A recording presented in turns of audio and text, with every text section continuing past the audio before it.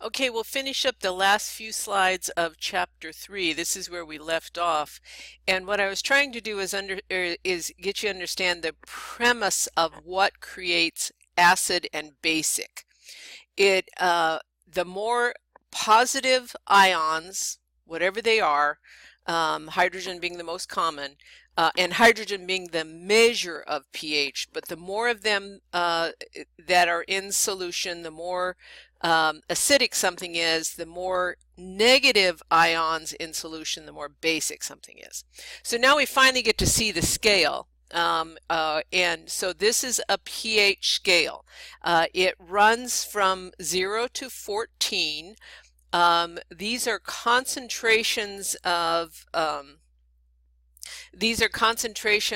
a log. It's basically more than just moving from 1 to 2. The concentration is actually much more exaggerated in that when you move up the scales, because you might think, well, the scale isn't very. You would think the scale would be longer in terms of numbers, but the pH scale is defined by concentration of hydrogen or hydroxy ions.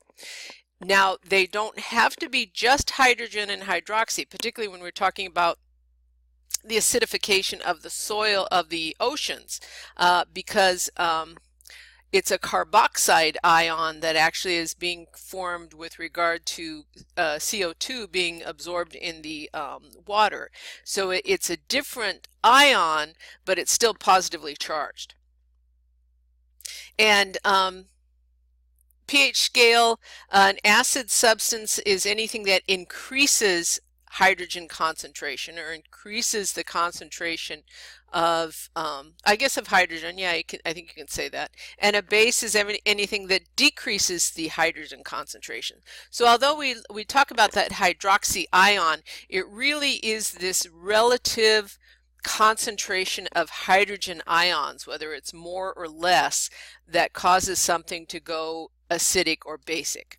Now, the confusing thing, a little bit confusing, is the more hydrogen ions, the lower the number on the pH scale goes, because the neutral is 7 because it's a scale of 1 to 14, and everything that is below 7 becomes more and more acidic. Everything that's above 7 more and more basic. It just is what it is. So we have to try to get this picture in your head in terms of the 1 and 14.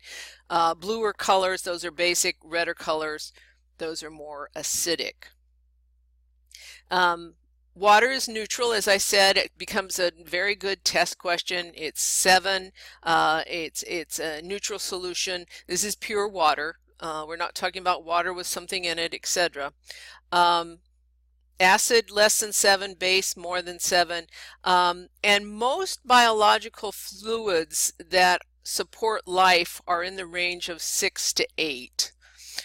So that somewhere in that they're a little bit basic or a little bit acidic, no great extremes.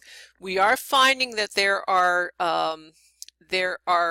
emergent species that can live in a greater pH realm. But for example, our blood, our blood is our transportation, is about 7.4. So our blood is within that realm, and we do have buffer systems with regard to our blood to make sure it stays within that realm. Buffer systems, by the way, are substances that can help shift the hydrogen concentration. They shift that hydrogen concentration by binding to it, by taking it out of solution, binding to the hydrogens, taking them out of solution, and allowing for that hydrogen concentration to shift. Now, many times buffers are reversible, so they'll take it out of solution until something happens that they're not needed anymore so that they can be used again, but that's what buffers do. And there are many buffers that we have in our body anyway, to make sure that the pH of blood stays in a 7.4 range. And then the last thing we need to talk about is this acidification of the oceans. And the CO2 in the air is going to mix with water. So CO2 in the air precipitates out in the form of rain, snow, fog, with a pH lower than 5.6. So this precipitation is coming into the ocean. We call it acid rain. Is coming into the ocean with a pH that's somewhat acidic.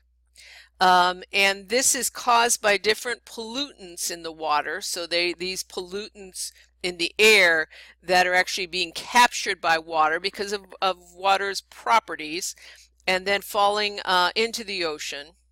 And that's mixing then in the ocean. So CO2 and water creates this carbonic acid, this H2CO3.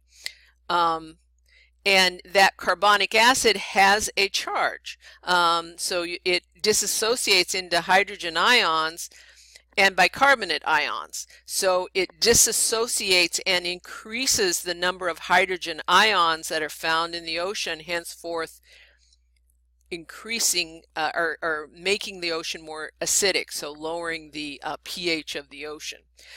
Again, over time, years and years and years of evolution, life forms have been have